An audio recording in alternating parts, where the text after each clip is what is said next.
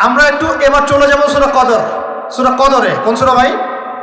আল্লাহ পাক বলেন ইন্না আনজালনাহু ফি লাইলাতিল কদর, নিঃসন্দেহে আমি কোরআনকে নাজিল করেছি কদরের রাতে। কোন রাতে? ওয়া মা আদরাকা মা লাইলাতুল কদর, হে নবী মুহাম্মদ সাল্লাল্লাহু আলাইহি ওয়াসাল্লাম আপনি কি জানেন কদরের রাত কি? লাইলাতুল কদরি খায়রুম মিন আলফি শাহর, আল্লাহ পাক বলেন কদরের রাত হচ্ছে হাজার মাসের চাইতে উত্তম। সুবহানাল্লাহ। তানাজ্জালুল মালাইকাতু ওয়ার রূহ, এই রাতে নাজিল হয়, অবতীর্ণ হন ফেরেশতা মণ্ডলী, আসমান থেকে সমস্ত ফেরেশতারা নেমে আসে। ওয়ার রূহ, এবং জিবরাইল আলাইহিস সালামও নেমে আসে। তানাজ্জালুল মালাইকাতু ওয়ার রূহু ফিহা বিইذনি রাব্বিহিম মিন কুল্লি আমর, এই রাতে আল্লাহ পাক তাকদীরের ফয়সালা করেন প্রত্যেকটা বিষয়ে। সালামুন হিয়া হাত্তা মাতলাইল ফজর, এবং ফজর পর্যন্ত এই রাতে শান্তি বিরাজ করে, শান্তি শান্তি আর শান্তি। সুবহানাল্লাহ। এই রাতে যে ইবাদত করবে হাজার মাস ইবাদত করার নেকি পাবে। কেন এই রাতটা কেন ইম্পর্টেন্ট? একটাই কারণ, এই রাতে আল্লাহ পাক কোরআন নাজিল করেছেন। কি নাজিল করেছেন? কোরআন। এখন আসেন একটু মনোযোগ ধরে রাখেন। আল্লাহ পাক কোরআন নাজিল করেছেন লাইলাতুল কদরে। আর লাইলাতুল কদর কোন মাসে? শাবানে, রজবে না রমজানে? আবার বলছি, আল্লাহ বলছেন আমি কোরআন নাজিল করেছি লাইলাতুল কদরে। তো লাইলাতুল কদর কি শাবানে, রজবে না রমজানে? তার মানে লাইলাতুল কদর রমজানে। রমজানের কোথায়? রমজানের শেষ দশকে। রমজানের শেষ দশকে 21, 23, 25, 27, 29 এই পাঁচটা বেজর রাতের যে কোনো একটা রাত হবে কি লাইলাতুল কদর। তার মানে আমরা বুঝতে পারলাম কোরআন নাজিল হয়েছে লাইলাতুল কদরে, লাইলাতুল কদর হচ্ছে রমজান মাসে, অর্থাৎ কোরআন নাজিল হয়েছে রমজান মাসে। ঠিক আল্লাহ পাক সূরা বাকারায় বলছেন শাহরু রমাদানাল্লাযী উনজিলা ফীহিল কুরআন, রমজান সেই মাস যেই মাসে শুধু কেবলাই পরিবর্তন হয়নি, শুধু বদরের যুদ্ধই করা হয়নি, রমজান মাসে কোরআনও নাজিল হয়েছে। আল্লাহু আকবার। এখন বুঝতে হবে, এবার এই জায়গায় আসেন, যখন কোরআন নাজিল হচ্ছে তখনকার পরিবেশটা কেমন? এই যুবক ভাইরা একটু খেয়াল করেন, আপনাদের জন্য এই লেকচারটা ইম্পর্টেন্ট। দুনিয়ার জীবনে আমাদের হায়াত কত হতে পারে? সর্বোচ্চ 60 থেকে 70 বছর অথবা 100 বছর, তাই তো? আমাদের এই পুরো হায়াতের মধ্যে সবচেয়ে গুরুত্বপূর্ণ সময় কোনটা বলেন তো দেখি? কোন সময়? যৌবনকাল। আমাদের পুরো হায়াতের মধ্যে যৌবনকালটা যেমন গুরুত্বপূর্ণ, একটা পুরো বছরের মধ্যে রমজান মাসটা তত গুরুত্বপূর্ণ। আমি কি বোঝাতে পারছি? আমাদের পুরো জীবনে আমাদের যৌবনকালটা যত গুরুত্বপূর্ণ, একটা বছরের মধ্যে রমাদান মাসটা তার চেয়েও বেশি গুরুত্বপূর্ণ। আমাদের হায়াত আগেকার উম্মতের হায়াতের চেয়ে অনেক কম। আগেকার উম্মত কেউ কেউ 1000 বছর, 2000 বছর, 500 বছর, 700 বছর, 800 বছর এমন বেঁচে থাকত। নূহ আলাইহিস সালাম শুধুমাত্র 950 বছর মানুষকে দাওয়াতই দিয়েছেন, বলেন সুবহানাল্লাহ। শুধুমাত্র 950 বছর মানুষকে দ্বীনের দাওয়াতই দিয়েছেন কোন নবী? নূহ আলাইহিস সালাম। আর বনু ইসরাইলের লোকজন কেউ 1000 বছর পর্যন্ত বেঁচে থাকত। তো সেই হিসেবে তো আমাদের হায়াত অনেক কম। কথা ঠিক না? ঠিক না বেঠিক? এই কম হায়াতকে মূল্যায়ন করে কিভাবে আল্লাহর সন্তুষ্টি অর্জন করব, এই কারণে আল্লাহ পাক আমাদেরকে কিছু ফজিলতের সময়, মাস এবং দিন দিয়েছেন। কিছু ফজিলতের সময়, ফজিলতের মাস, ফজিলতের দিন দিয়েছেন, যাতে করে অল্প সময়ের মধ্যে আমরা বেশি নেকি অর্জন করতে পারি। আলহামদুলিল্লাহ।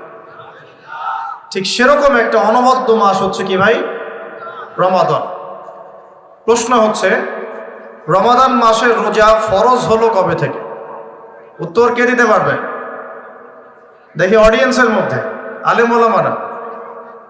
মেরাজ থেকে না, উত্তর ভুল। অডিয়েন্সের মধ্যে কে বলতে পারবেন রমজান মাসের রোজা কবে ফরজ করা হয়েছে?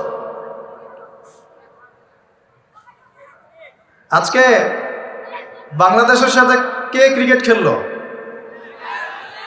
তোমাদের দ্বারাই হবে। তোমাদের দ্বারাই দেশ এবং জাতির ভবিষ্যৎ নির্মিত হবে ইনশাআল্লাহ, তাই না ভাই? আল্লাহ মাফ করুক। এই হচ্ছে বাস্তবতা, এগুলোই বাস্তবতা। মাঝে মাঝে আমি একটু ফুটিয়ে তোলার চেষ্টা করি আর কি, এভাবে আপনারাই বুঝতে পারছেন আমাদের ইয়াং জেনারেশন দুনিয়াবি জ্ঞানে অনেক জ্ঞানী মাশাল। দুনিয়ার এমন কোনো বিষয় নাই তাদের নলেজের মধ্যে নাই। কখন কোন সফটওয়্যার নাজিল তৈরি হলো আর কি, কখন কোন সফটওয়্যার তৈরি হলো, কোন অ্যাপস চলে আসলো প্লে স্টোরে,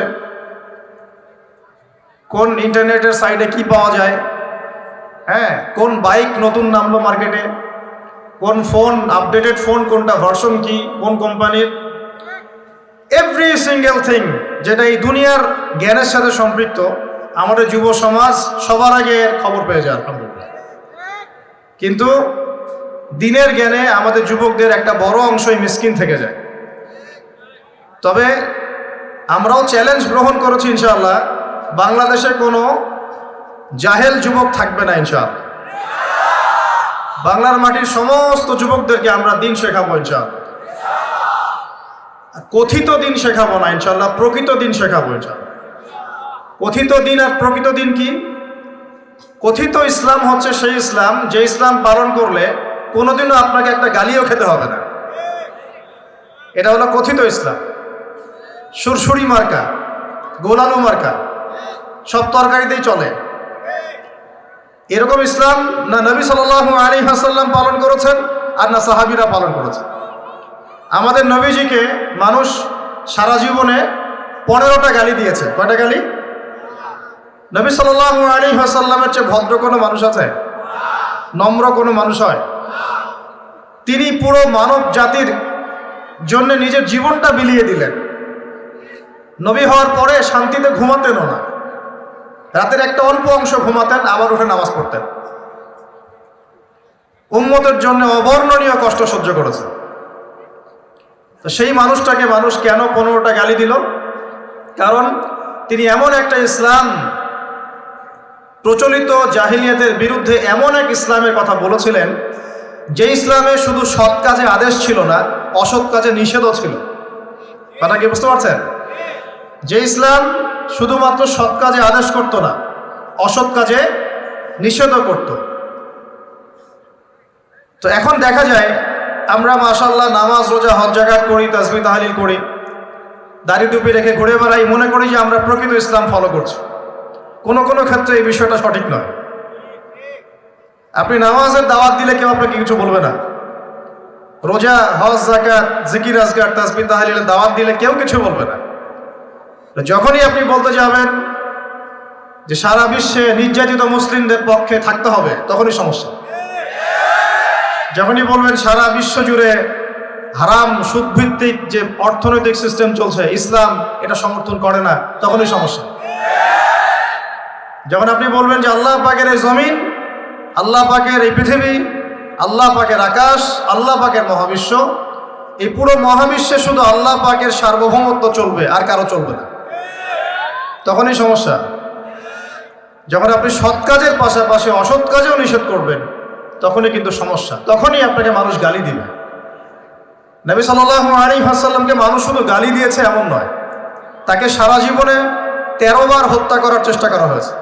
কতবার? বিস্তারিত জানতে পড়ুন আল্লামা সফিউর রহমান মোবারকপুরী রাহিমাহুল্লাহ তার লিখিত একটি অনবদ্য বই আর রাহিকুল মাকতুম, নাম শুনেছেন? এই বইটা পড়লেই বুঝতে পারবেন। 1182টা বইয়ের মধ্যে প্রথম স্থান অধিকারী বই। আর আমি যদি কোনো কিছুকে রেফার করি, আমি অলওয়েজ ট্রাই করি সবচেয়ে বেস্ট আপনাদেরকে বলার জন্য।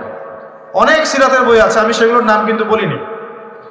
এটার নাম কেন বললাম? কারণ এটা হচ্ছে 1182টা বইয়ের মধ্যে প্রথম স্থান অধিকারী বই। পড়ে দেখতে পারেন রাসূল সাল্লাল্লাহু আলাইহি ওয়াসাল্লাম এত নম্র ভদ্র মানুষ হওয়া সত্ত্বেও কেন মানুষ তাকে এত গালি দিল, এত হত্যা করার চেষ্টা করল? উত্তর একটাই, তিনি কথিত ইসলামের কথা বলেন নাই, প্রকৃত ইসলামের কথা বলেছেন। তিনি এমন এক কালিমা লা ইলাহা ইল্লাল্লাহ এর কথা বলেছেন যে আল্লাহ রাব্বুল আলামিন ছাড়া আর কিছুই চলবে না।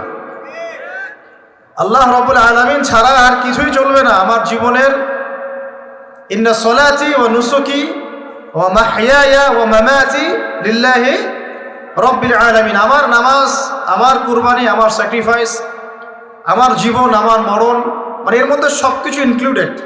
আমার নামাজ, আমার জাকাত, আমার তাসবিহ তাহলিল, আমার জিকির আজগার, আমার কোরআন তেলাওয়াত, আমার হজ উমরা, আমার দাওয়াত, আমার দিনের প্রচার প্রসার, দিনের মেহনত, আমার পরিবার, আমার সন্তান, আমার ব্যবসা, আমার অর্থনৈতিক সেক্টর, যত কিছু আছে, আমার জীবনে যা কিছু আছে সব কার জন্যে? এটাই লা ইলাহা ইল্লাল্লাহ, যেটার কিছু অংশ মানুষ এখন মানে, কিছু অংশ মানে না। দেখবেন, রাগ না করলে দেখাই, বহু মানুষ আছেন এই রমজান মাসেই ব্যবসা করবেন, তারাবিও করবেন, ব্যবসাও করবেন, রোজাও রাখবেন, কিন্তু রোজা রেখেও আপনারা মাপে কম দিবেন। এমন ব্যবসায় নাই? পণ্যে ভেজাল দিবেন, টাটকা পণ্য বলে বাসি খাওয়াই দিবেন, 3 দিনের বাসি তেল দিয়ে রান্না করে বলবেন টাটকা ফ্রেশ। বহু মানুষ আছে এরকম। এদের সংখ্যা কিন্তু কম নয়, আমাদের সমাজেই তারা থাকে, কিন্তু তারা কিন্তু রোজাও রাখবে, আবার তারাবির নামাজও পড়বে। এখন তার মানে তার চিন্তা ভাবনা কেমন? তার চিন্তা ভাবনা হচ্ছে লা ইলাহা ইল্লাল্লাহ মুহাম্মাদুর রাসূলুল্লাহ মসজিদে আছে, ব্যবসায়িক ক্ষেত্রে নাই। এটা কি ঠিক? নাকি লা ইলাহা ইল্লাল্লাহ সবখানে থাকবে? বহু মানুষ দেখা যায় মসজিদে 5 ওয়াক্ত নামাজ পড়েন, মসজিদে নামাজ পড়েন, কপালে সেজদার দাগ আছে, পায়ের মধ্যে সেজদার দাগ আছে। এমন অনেক মানুষই নামাজও পড়েন, কিন্তু অর্থনৈতিক জীবনে আবার সুদও খান। আছে কি নাই?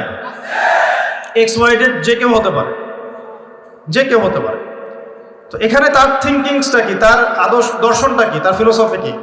তার দর্শন হচ্ছে লা ইলাহা ইল্লাল্লাহ মসজিদে আছে, আমার চাকুরি এবং ইকোনমিক সেকশনে লা ইলাহা ইল্লাল্লাহ পরোয়া করি না। নাউজুবিল্লাহ। আবার বহু মানুষ সমাজের মধ্যে কাজ করেন, এখানে তারা লা ইলাহা ইল্লাল্লাহকে পাত্তা দিচ্ছেন না, নিজের মনে যেটা ভালো মনে হয় সেটাই করছেন, নিজের মনে যেটা খারাপ মনে হয় সেটাই করছেন। তো ভালো খারাপ, ন্যায় অন্যায়, হক বাতিল চূড়ান্ত করবে কে? আল্লাহ পাক যেটাকে ন্যায় বলেছেন সেটাই ন্যায়, আল্লাহ পাক যেটাকে অন্যায় বলেছেন সেটাই অন্যায়, আল্লাহ যেটাকে হক বলবেন সেটাই হক, আল্লাহ যেটাকে বাতিল বলবেন সেটাই কি? এই বিষয়টা কি মানতে আমাদের আপত্তি আছে? পশ্চিমা সভ্যতার অনেক মানুষ বলে যে সমকামিতা ভালো জিনিস। সমকামিতা কি?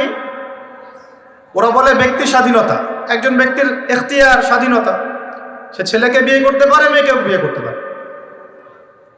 কোরআন কি বলছে? কোরআন বলছে এটা এত জঘন্য পাপ যে পাপের কারণে আল্লাহ একটা কওমকে আকাশে উঠিয়ে পাথর বর্ষণ করে জমিনে দফন করে দিয়েছে, কওমে লূত। তাহলে মানুষের চিন্তা আল্লাহ পাকের ওহীর মধ্যে পার্থক্য হলো না? পার্থক্য হলো কিনা? তাহলে এখন ন্যায় অন্যায়, হক বাতিল কে ফিক্স করবে, আমি নাকি আল্লাহ রাব্বুল আলামিন? বহু মানুষ মাদক দ্রব্যটাকে অনেকে হালাল মনে করে খায়, হালাল মনে করে, আবার অনেকে খায় কিন্তু এটা যে বড় মাপের কবিরা গুনাহ এটা সে বিশ্বাস করে না, চিন্তা করে না।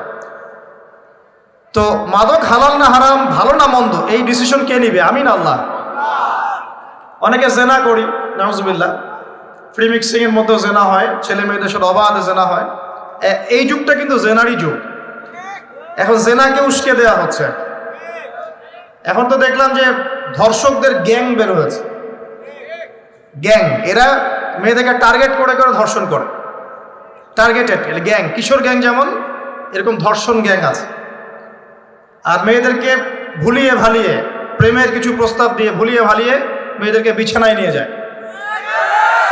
নিয়ে গিয়ে অবৈধ সম্পর্ক করে এটার ভিডিও ধারণ করে, পরে পরবর্তীতে মেয়ে এবং মেয়ের পরিবারকে ব্ল্যাকমেইল করে। এরকম গ্যাং বের হয়েছে। সমাজের প্রত্যেক বাড়ির কর্তা, ভাই, স্বামী এবং মা বোনদেরকে আমি আমার পক্ষ থেকে সতর্ক থাকার অনুরোধ করব, কোনো অবস্থাতেই নিজেদের পরিবারের সম্মান যেন নষ্ট না হয়। আর যদি এমন অপরাধ প্রমাণিত হয় অবশ্যই প্রশাসনের দ্বারস্থ হবেন এবং চক্ষু লজ্জা বাদ দিয়ে বিচারের আওতায় আনার চেষ্টা করবেন। আল্লাহ পাক তৌফিক দান করুন। তো আমি একটা কথার দিকে ফোকাস করছিলাম যে দেখুন, ন্যায় অন্যায়, হক বাতিল, সত্য মিথ্যা কে নির্ধারণ করবে? আমাদের কাছে যেটা ভালো মনে হয় সেটাই সবসময় ভালো নয়। আল্লাহর কাছে যা ভালো মনে হবে সেটাই ভালো, আল্লাহর কাছে যেটা খারাপ সেটাই খারাপ, রাসূলের কাছে যা ভালো সেটাই ভালো, রাসূল যাকে খারাপ বলেছেন সেটা কি খারাপ। সিম্পল। এই জিনিসটা চিন্তা করলেই ব্যাস আত্মসমর্পণ করা সহজ হবে ইনশাআল্লাহ। এখন আল্লাহ রাব্বুল আলামিন আমাদেরকে এই দ্বীন ইসলাম দিয়েছেন। দ্বীন ইসলামের ভিত্তি কি? কোরআন এবং হাদিস। ইসলামের ভিত্তি কি? কোরআন এবং হাদিস। নবী সাল্লাল্লাহু আলাইহি ওয়াসাল্লাম বিদায় হজের ভাষণে বলে গেছেন, তারাকতু ফিকুম আমরাইন, আমি তোমাদের মাঝে ছেড়ে গেলাম দুটো বস্তু। কয়টা বস্তু ভাই? লান তাদিল্লু মা তামাসসাকতুম বিহিমা, তোমরা কোনোদিন পথভ্রষ্ট হবে না যতদিন পর্যন্ত এই দুটোকে আঁকড়ে ধরে থাকবে। এক, কিতাব আল্লাহ, আল্লাহর কিতাব মানে আল কোরআন, ওয়া সুন্নাতে নবীহি, এবং তার নবীর সুন্নাত মানে হাদিস। কোরআন এবং সুন্নাহ নবী সাল্লাল্লাহু আলাইহি ওয়াসাল্লাম রেখে গেলেন, আমাদেরকে বললেন দুটোকে শক্ত করে আঁকড়ে ধরে থাকতে। অন্য হাদিসে নবীজি বলছেন মারির দাঁত দিয়ে কামড়ে ধরে থাকবে, মারির দাঁত দিয়ে কামড়ে ধরবে, কারণ সামনের দাঁত দিয়ে কিছু কামড়ে ধরলে টান দিলে বের হয়ে আসে, মারির দাঁত দিয়ে কামড়ে ধরলে অত সহজে টান দিলে বের হবে না। তো নবীজি বলছেন কোরআন এবং সুন্নাহকে মারির দাঁত দিয়ে কামড়ে ধরে থাকবে। এখন আমরা যে বিষয় থেকে এখানে আসলাম, যে আল্লাহ রাব্বুল আলামিন আমাদেরকে যে পুরো জীবন দিয়েছেন, এই জীবনের মধ্যে যৌবন যত গুরুত্বপূর্ণ, আমাদের পুরো বছরের মধ্যে রমজান মাস কিন্তু তার চাইতে বেশি গুরুত্বপূর্ণ। রমাদানের সওম ফরজ হয়েছে দ্বিতীয় হিজরিতে। কত হিজরি ভাই? দ্বিতীয় হিজরি আবার কি? আল্লাহর নবীর নবুয়ত জীবন 23 বছর। কত বছর? এই 23 বছরের প্রথম 13 বছর তিনি ছিলেন মক্কায়। কোথায়? পরের 10 বছর ছিলেন কোথায়? মদিনায়। এই যে মদিনায় হিজরত করলেন তিনি, হিজরত মানে স্থানান্তরিত হলেন, এই হিজরতের প্রথম বছরটাকে বলা হয় প্রথম হিজরি, হিজরতের দ্বিতীয় বছরটাকে বলা হয় দ্বিতীয় হিজরি। এই দ্বিতীয় হিজরিতে আল্লাহ রাব্বুল আলামিন রমজান মাসের রোজাটা ফরজ করেছেন। তার আগে কি ফরজ ছিল তাহলে? তার আগে ফরজ ছিল আশুরা রোজা। কিসের রোজা? আশুরা রোজার নাম শুনেছেন তো? কোনটা? হ্যাঁ হ্যাঁ, যেদিনে মূসা আলাইহিস সালাম এবং বনু ইসরাইলকে আল্লাহ পাক ফেরাউনের বাহিনী থেকে নাজাত দিয়েছে, এটা না? আচ্ছা, এটা আগে ফরজিয়াতের পর্যায়ে ছিল। যখন রমাদানের সওম ফরজ করা হয় তখন এটা নফল হয়ে গেল এবং গুরুত্বপূর্ণ নফল। এখন দ্বিতীয় হিজরিতে শুধুমাত্র রোজাই কিন্তু ফরজ হয়নি, আরও দুইটা জিনিস হয়েছে যেটা অনেকে আলোচনায় নিয়ে আসেন না। এই যে রমজান মাসে আমরা নতুন একটা দিক পেলাম, নতুন এক কেবলা পেলাম, নতুন একটা জাতি গঠন করলাম। আল্লাহু আকবার। রমজান মাস শুধু রোজা দেয় নাই, একটা জাতির ঐক্য দিয়েছে। বলেন সুবহানাল্লাহ। এই কথাটা অনেকে বলে না। রমজানে রোজা ফরজ হয়েছে, পাশাপাশি একটা নতুন জাতির উত্থান ঘটেছে। তার নাম কোন জাতি? মুসলিম জাতি। যে জাতি সমস্ত নবীদেরকে আল্লাহর নবী বলে স্বীকার করে। ইব্রাহিম আলাইহিস সালাম আল্লাহর নবী, আমরা তাও স্বীকার করি। দাউদ, সুলাইমান, মুসা, ঈসা সবাই আল্লাহর নবী, আমরা স্বীকার করি। তাওরাত, জাবুর, ইনজিল সমস্ত কিতাব আল্লাহ নাজিল করেছেন, আমরা স্বীকার করি। তবে আমরা বিশ্বাস করি এই কিতাব এবং রাসূলগণ একটা নির্দিষ্ট সময়, নির্দিষ্ট গোত্রের জন্য প্রযোজ্য ছিলেন। যখন মানুষ সেই আসমানি কিতাব বিকৃত করা শুরু করেছিল, আল্লাহ পাক নতুন কিতাব নাজিল করেছেন। এরই ধারাবাহিকতায় আল্লাহ পাক সর্বশেষ নবী মুহাম্মদুর রাসূলুল্লাহ সাল্লাল্লাহু আলাইহি ওয়াসাল্লামকে শেষ নবী করেছেন, যার পরে আর কোনো নবী নাই। এবং তার কাছে নাজিল করেছেন আল কোরআন। এই কোরআনের পরেও কোনো কিতাব নাই।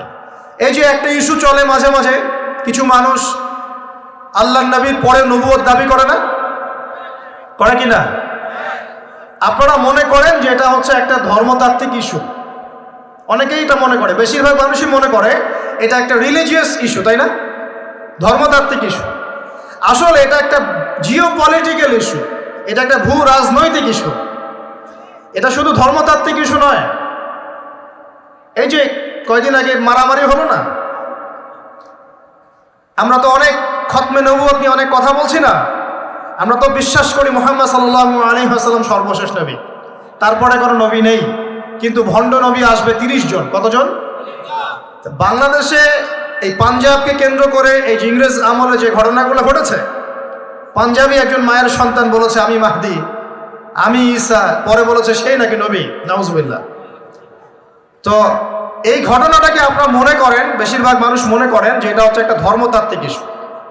আসলে এই বিষয়টা হচ্ছে একটা জিও পলিটিক্যাল ইস্যু, ভূ রাজনৈতিক ইস্যু। এটার মধ্য দিয়ে একটা পলিটিক্স চলছে, সূক্ষ্ম পলিটিক্স। কেন একটা মানুষ এই দাবি করার সাহস পাবে একটা মুসলিম উম্মার মধ্যে, একটা মুসলিম সমাজের মধ্যে এরকম দাবি করার সাহস পাবে কিভাবে? একটা এলাকায় মনে করেন সবাই খাস পর্দা করে, ওখানে একটা মেয়ে কি একদম বিকিনি পরে বের হওয়ার সাহস পাবে? যখন সাহস পাবে তখন বুঝতে হবে ওর পিছনে অনেক শক্তিধর কোনো শক্তির হাত আছে, আদারওয়াইজ সে তো সাহস পেত না। বুঝতে পারছেন না কথা? এখানে মনে করে কেউই মাদক সেবন করে না, সবাই মাশাআল্লাহ মুত্তাকি মানুষ। ওপেনে একজন মানুষ মদের বোতল ঘুরে মদ খাওয়া শুরু। এই সাহসটা যে পেল, নিশ্চয়ই এর পিছনে কোনো শক্তি আছে, হয় শয়তানি আছে, অথবা না হয় তার কোনো ইকোনমিক পাওয়ার আছে, না হলে কোনো জিও পলিটিক্যাল শক্তি আছে। এই ইস্যুটা শুধুমাত্র ধর্মতাত্ত্বিক ইস্যু নয়, এর পিছনে একটা পুরো ভূ রাজনৈতিক ইস্যু আছে। এটা বুঝবে কারা? যারা খিদির, যারা শেষ জামানার খিদির, যারা শুধু বাইরের চোখ দিয়ে দেখে না, যারা ভিতরের চোখ দিয়ে দেখতে পারে। আমার কথা কঠিন মনে হচ্ছে কি? যারা শুধু বাইরের চোখ দিয়ে দেখে না, ভিতরের চোখ দিয়েও দেখতে পারে, এরা বুঝতে পারবে ইনশাআল্লাহ। অনেক সময় অমুসলিম ভাইয়েরাও ভিতরের চোখ দিয়ে দেখা শুরু করেছে এখন। হ্যাঁ, কোনো কোনো ক্ষেত্রে মুসলিমরাই ভিতরের চোখ দিয়ে দেখতে পাচ্ছে না, অমুসলিমরা দেখতে পাচ্ছে। কারণ আমাদের ভেতরটা তো এখন মানে করাপ্টেড হয়ে গেছে।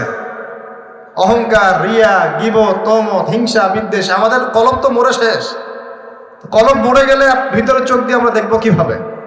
আল্লাহ রাব্বুল আলামিন আমাদের সবাইকে ভিতরের চোখ জিন্দা করার তৌফিক দান। প্রিয় ভাইরা, রমজান মাসে শুধু রোজা ফরজ হয়নি, সর্বপ্রথম যেটা হয়েছে কেবলা পরিবর্তন করে দেয়া হয়েছে। কেবলা পরিবর্তন মানে কি? কেবলা পরিবর্তন মানে হচ্ছে একটা নতুন জাতিগত উত্থান, বলি আল্লাহু আকবার। এরপরে আমরা আর পিছনে ফিরে তাকাই নাই, আমরা আমাদের গতিতে এগিয়ে গেছি। মাত্র 10 থেকে 12 বছরের মধ্যেই, 12 বছর না, মাত্র 8 থেকে 10 বছরের মধ্যেই যেই মক্কা থেকে আমরা বিতাড়িত হয়ে মদিনায় গিয়েছিলাম, সেই মক্কা আবার দখল করেছি আলহামদুলিল্লাহ। শুধু সেই মক্কাই নয়, ওই মক্কা থেকে আমরা প্রায় অর্ধেক বিশ্ব শাসন করেছি আলহামদুলিল্লাহ। কেবলা পরিবর্তন মানে নতুন এক জাতির উত্থান। আমরা কি রমজানে জাতিগত উত্থান দেখতে পারবো ইনশাআল্লাহ? তো একটা জাতি কখন উন্নতি করবে? যখন জাতির জনগণ ভিতর থেকে মুত্তাকি হবে, আমরা ভিতর থেকে নামাজি হব, আল্লাহওয়ালা হব, আমানতদার হব, সৎ হব, আমরা হারাম ছেড়ে দিব, দুর্নীতি ছেড়ে দিব, অন্যের ক্ষতি করব না, একটা সম্প্রীতির সমাজ গড়ব, তখন না আমরা ইনশাআল্লাহ উত্থান করবো, নাকি ভাই? যদি আমরা একে অপরের সাথে হানাহানি, মারামারি, কাটাকাটি করি, হিংসা, বিদ্বেষ, গীবত, তহমত, হারাম খাই, বাপে কম দেই, দুর্নীতি করি, অন্যের ক্ষতি করি, হ্যাঁ, হত্যা, রাহাজানি, ছিনতাই, এগুলোতে লিপ্ত থাকি, এই জাতিকে উন্নতি করতে পারবে ভাই? সবচেয়ে বড় কথা, যদি আমরা জ্ঞান অর্জন না করি, আমরা কি উন্নতি করতে পারবো? শুধু কি অর্থ দিয়ে উন্নতি করা যায়? উন্নতির মানদণ্ড কি বলেন তো? জ্ঞান। জ্ঞান উন্নতির মানদণ্ড কি? জ্ঞান। জ্ঞান ছাড়া উন্নতি নাই। শুধু টাকা দিয়ে উন্নতি করা যায়? যায় না। আল্লাহ রাব্বুল আলামিন আমাদের সবাইকে দ্বীনের জ্ঞান অর্জন করার তৌফিক দান করুন। তো রমজানের প্রথম কি পেয়েছেন? কেবলা পরিবর্তন। এবার বলা হয়েছে পুরো মাস সওম রাখবেন। আল্লাহু আকবার। পুরো মাস। এবং এই মাসে আল্লাহ রাব্বুল আলামিন আরেকটা জিনিস মুসলিমদেরকে দিয়েছিলেন, সেটা হলো, খুব খেয়াল করে দেখবেন, এই যে কোরআন খুলবেন, দেখবেন পরপর 3 পৃষ্ঠায় 3টা আয়াত আছে, ব্যাক টু ব্যাক 3 পৃষ্ঠায় 3টা আয়াত। একটা কুতিবা আলাইকুমুল কিসাস, তোমাদের উপর কিসাসকে ফরজ করা হলো। কিসাস কি? ওই যে কেউ হত্যা করলে ইসলামিক কোর্ট তাকে হত্যা করবে, কেউ কারো চোখ তুলে ফেলেছে, ইসলামিক কোর্ট তারও চোখ তুলে ফেলবে, কেউ কারো হাত কেটেছে, ইসলামিক কোর্ট তারও হাত কেটে ফেলবে। মানে চোখের বদলে চোখ, হাতের বদলে হাত, জানের বদলে জান, এটাকে বলা হয় কি? কিসাস। দেখবেন কোরআনে সূরা বাকারায় পরপর 3 পৃষ্ঠায় 3টা কুতিবা আলাইকুম আছে। 3 পৃষ্ঠায় 3টা কুতিবা আলাইকুম মানে ফরজ করা হলো। এক কুতিবা আলাইকুমুল কিসাস, তোমাদের উপর কিসাসকে ফরজ করা হলো। আর আল্লাহ পাক বলছেন, তোমরা যদি এই কিসাসটা করতে থাকো, এর মধ্যে জীবন নিহিত আছে, তোমরা বুঝতে পারছো না। কারণ একজন খুনি মানুষকে আপনি যদি এক্সেস দেন সমাজে চলার, ও আরো 10টা খুন করবে কিনা? যখন ওকে বিচারের আওতায় নিয়ে আসবেন, দেখবেন সব ঠান্ডা হয়ে গেছে। অতএব কিসাসের মধ্যে কি আছে? জীবন আছে, জীবন আছে এর মধ্যে। তার পরের পৃষ্ঠায় গিয়ে দেখবেন কুতিবা আলাইকুমুস সিয়াম, তোমাদের উপর রমজান মাসে রোজাকে ফরজ করা হবে। কামা কুতিবা আলাল্লাযীনা মিন ক্বাবলিকুম, যেমন করে তোমাদের পূর্ববর্তীদের উপরেও রোজাকে ফরজ করা হয়েছিল, লাআল্লাকুম তাত্তাকুন, যাতে তোমরা মুত্তাকি হতে পারো। রমজানের সওমের উদ্দেশ্য কি তাহলে? মুত্তাকি হওয়া, আল্লাহ ভীরুতা অর্জন করতে পারো, এটা উদ্দেশ্য। ঠিক তার পরের পৃষ্ঠায় গিয়ে দেখবেন কুতিবা আলাইকুমুল কিতাল আছে, তোমাদের উপরে যুদ্ধকে ফরজ করা হয়েছে, এটাও আছে দেখবেন। ঠিক এই কারণেই রমজান মাসে বদরের যুদ্ধ সংঘটিত হয়েছে। আল্লাহু আকবার। এই যে দ্বিতীয় হিজরি কথা বলছি, এই দ্বিতীয় হিজরিতেই কেবলা চেঞ্জ করা হয়েছে, দ্বিতীয় হিজরিতেই রমজানের সওম ফরজ করা হয়েছে, দ্বিতীয় হিজরিতেই বদরের যুদ্ধও হয়েছে। সুবহানাল্লাহ। তিনটার মধ্যে মিল পাচ্ছেন? এই তিনটাই কোরআনের পরপর 3 পৃষ্ঠা আছে। কুতিবা আলাইকুমুল কিসাস, কুতিবা আলাইকুমুস সিয়াম, কুতিবা আলাইকুমুল কিতাল। এটার মধ্যে একটা মিল আছে না? তার মানে রমজান মাস আমাদেরকে শেখাবে একটা জাতিগত ঐক্য, রমজান মাস শেখাবে কোরআনকে সময় দেয়া, কোরআনের হক আদায় করা, রমজান মাস শেখাবে আমাদেরকে অন্যায়ের বিরুদ্ধে প্রতিবাদ করা। কারণ এখানে আবু জেহেল অন্যায় করেছিল না, নাকি মুসলিমরা অন্যায় করেছে? আবু জেহেলের বাহিনী ছিল বদর যুদ্ধে এই প্রান্তে, আর মুসলিম বাহিনী এই প্রান্তে। এই দুই প্রান্তের বাহিনীর মধ্যে কারা অন্যায় করেছিল, কারা জালেম? আবু জেহেলদের বাহিনী জালেম নয়। রমজান মাস কি চেতনা নিয়ে আসলো? জালেমের বিরুদ্ধে দাঁড়িয়ে যাওয়ার চেতনা নিয়ে আসলো। কথা কি বুঝতে পারছেন? এখন আমরা কিন্তু ব্যক্তিগতভাবে আগে সবাই জালেম হয়ে গেছে, তাই না? আমরা সবাই জালেম না? সবাই আমরা দোয়া করি কি, রব্বানা যালামনা আনফুসানা, আল্লাহ আমরা আমাদের নফসের উপর জুলুম করেছি। নামাজে কি পড়ি? আল্লাহুম্মা ইন্নী যালামতু নাফসি, আল্লাহ আমি আমার নফসের উপর জুলুম করেছি। তার মানে প্রথম আমি নিজেই তো জালেম, আমি আপনি আমরা সবাই জালেম, আমরা সবাই নিজেদের নফসের উপর জুলুম করেছি। নামাজ পড়ি নাই, যাকাত দেই নাই, দান সদকা করি না, কোরআন তেলাওয়াত করি না, তাসবিহ তাহলিল করি না, পর্দা করি না, হালাল খাই না, অন্যের ক্ষতি করি, সুদ খাই, ঘুষ খাই, জেনা করি, হ্যাঁ মিথ্যা কথা বলি, গীবত করি, তহমত, কত অন্যায় পাপে লিপ্ত আছে। আমরা কি জুলুম করি নাই? তাহলে রমজান মাসের চেতনা হবে নিজের উপর আগে কাজ করা, নিজের নফসের উপর কাজ করা, নিজে যদি জালেম হয়ে থাকে জুলুম থেকে নিজেকে বের করে নিয়ে আসে। তাহলে প্রথম শিক্ষা কি ভাই? আগে আমরা নিজের নফসের উপর দেখব আমরা কি জুলুম করেছি নিজের নফসের উপরে।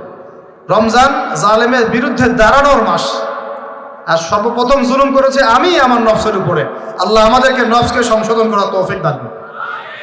এরপর দেখব পরিবারে জুলুম আছে কিনা, পরিবারে আল্লাহ এবং রাসূলের বিধানের এগেনস্টে আমরা কেউ চলি কিনা। যদি চলে এখানে সংশোধন করতে হবে, রমজান মাস এই শিক্ষা দিবে। এরপর দেখব আমার সেক্টর, আমি যেখানে কাজ করি, আমার সমাজ, আমার সংগঠন, আমার অমুক, আমার তমুক, এখানে জুলুম আছে কিনা। এখানে জুলুম থাকে রমজান মাসে, এই জুলুমের এগেনস্টে আমাকে দাঁড়াতে হবে। এভাবে আস্তে আস্তে যত বড় পর্যায়ে যাবেন রমজান তত বড় শিক্ষা দিবে ইনশাআল্লাহ। তো রমজান কয়টা জিনিস দিয়েছে ভাই? প্রথমে 3টা। 1 কেবলা পরিবর্তন, একটা জাতিগত উত্থান। 2 কোরআন নাজিল হয়েছে এই মাসে। 3 এই মাসে আবার বদর যুদ্ধ হয়েছে। 3টা জিনিস। আর আজকে আমরা আলোচনা করব একটা জিনিস নিয়ে সংক্ষিপ্ত সময়ের মধ্যে, সেটা হলো কোরআন এবং রমাদান। একটু মনোযোগ দেন, খুব লম্বা আলোচনা করে আপনাদেরকে বিরক্ত করব না। যে কথাগুলো বলবো ইনশাল্লাহ আমি কিন্তু সারগর্ভ কথা বলার চেষ্টা করছি ইনশাআল্লাহ। দেখুন, কারণ আগামীর কাজগুলো আপনাদেরকে করতে হবে। রমজান মাসে কোরআন নাজিল হয়েছে, এখন দেখবো আমরা কোরআন কোন প্রেক্ষাপটে নাজিল হয়েছে, কেন নাজিল হলো, কোরআন নাজিল হওয়ার কি প্রয়োজন ছিল বিশ্বে। কোরআন নাজিল হয়েছে এমন একটা সমাজে, যে সমাজটাকে আমরা বলি আইয়ামে জাহিলিয়াত। কি বলি ভাই? কোথায় নাজিল হয়েছে? হেরা গুহায়। কার উপর নাজিল হয়েছে? মুহাম্মদ রাসূলুল্লাহ সাল্লাল্লাহু আলাইহি ওয়াসাল্লামের উপরে। কখন, কিভাবে, কোন প্রেক্ষাপটে?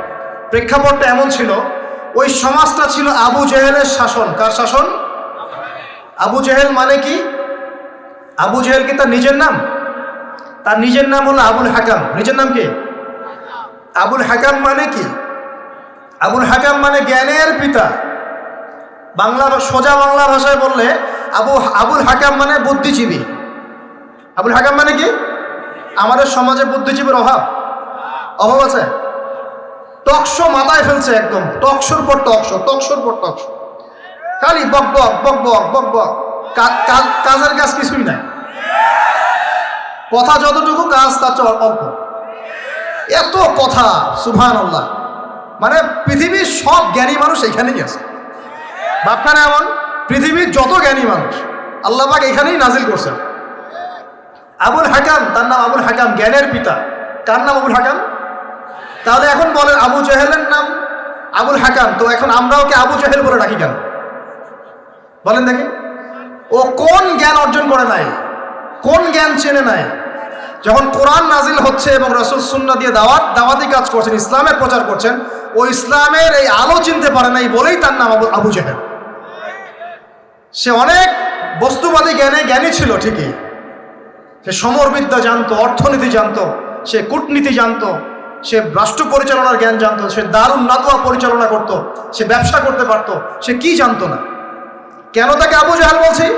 কারণ সে কোরআন সুন্নাহর জাজল্যমান সত্যটাকে ডিনাই করেছে, এই কারণ। এরকম লোক আমাদের সমাজে আছে কি না? শুধু আমাদের সমাজে না, এরকম লোক দিয়ে এখনকার বিশ্বটাই ভর্তি। এখনকার বিশ্বে আবু জেহেল দিয়ে ভর্তি সব। অর্থনীতি, জিওপলিটিক্স, ভূরাজনৈতিক প্রেক্ষাপট, philosophy, science, arts, commerce, medical science, engineering, এমন কোনো জ্ঞান নাই যে তার জানা নাই। কিন্তু কোরআন এবং সুন্নাহর জ্ঞানে মিসকিন, সত্য চিন্তা মিসকিন। ওযু করতে পারে না, গোসল করতে পারে না, নামাজের ফরজ ওয়াজিব জানে না, সুন্নত মুস্তাহাব বোঝে না, কোরআন তেলাওয়াতও করতে পারে না। একটা আয়াত তেলাওয়াত করতে দাঁত ভেঙে যাচ্ছে একেবারে। একটা আয়াত তেলাওয়াত করতে ওলামায়ে কেরামের সামনে বসলে একটা আয়াত তেলাওয়াত করতে 10টা ভুল বের করা যাবে। দিনের বেসিক জ্ঞান অর্জন করতে পারে না। আবু জেহেল কাকে বলে? এই ধরনের মানুষকে আবু জেহেল বলে। আবু জেহেল কাকে বলে? কন্টেন্ট বানা দিয়ে দিও অনলাইনে। আবু জেহেল কাকে বলে? আবু জেহেলের সংজ্ঞা কি? আর আবু জেহেলের যুগে কি ছিল ভাই? আবু জেহেলের যুগে অনেকদিন বলেছি মেজর 5টা সমস্যা ছিল। কয়টা? মেজর 5টা। মাইনর সমস্যা অনেক, মেজর 5টা। এক, আবু জেহেলের যুগের বেশিরভাগ মানুষ শিরক করতো। কি করতো ভাই? লাত, উজ্জা, হবল, মানাত এইসব মূর্তির পূজা করতো। এখন হয়তো মুসলিম সমাজে এটা নাই ঠিকই, কিন্তু মুসলিমরা এখন কবর মাজার পূজায় শুরু করেছে, করে নাই? মুসলিমরাও এখন নেক্সট শুরুতে ধোকা খাচ্ছে। শিরক তো আমাদের সমাজে চলছে। শিরক কি কেন আমি লেকচার দিয়েছি, দেখবেন মুসলিম সমাজে কত শিরক চলছে। রাস্তাঘাটে উঠতে বসতে পেপার পত্রিকা খুললেই শিরক। পেপার খুলবেন রাশিফল, সিংহ রাশি, কন্যা রাশি, দিনটা কেমন যাবে বিশ্বাস করলেই মুশরিক হয়ে যাবে। রাস্তার পাশে টিয়া পাখি দিয়ে ভাগ্য পরীক্ষা করছে, হাতটা দেখে জানতো ভাই কি আছে, বললেই শিরক হয়ে যাবে। আংটি বিক্রি করছে, আংটি পরলেই রোগ ভালো হবে, হাতে দিল রোগ ভালো হবে এই উদ্দেশ্যে, মুশরিক। হাতে দিয়েছে রোগ ভালো হবে, আমার ডায়াবেটিস ভালো হয়ে যাবে, বিসমিল্লাহ, ব্যাস মুশরিক, নাউজুবিল্লাহ। এই আকীদা নিয়ে পড়লেই মুশরিক। মুসলিম সমাজে অহরহ শিরক আছে। বাসায় মা বোন যারা আছে অনেকেই দেখা যায় চুল আশ্রয় চিরুনি পরে গেলে বলে আজকে মেহমান আসবে। কি আসবে আজকে? মেহমান আসবে আজকে, বললেই শিরক।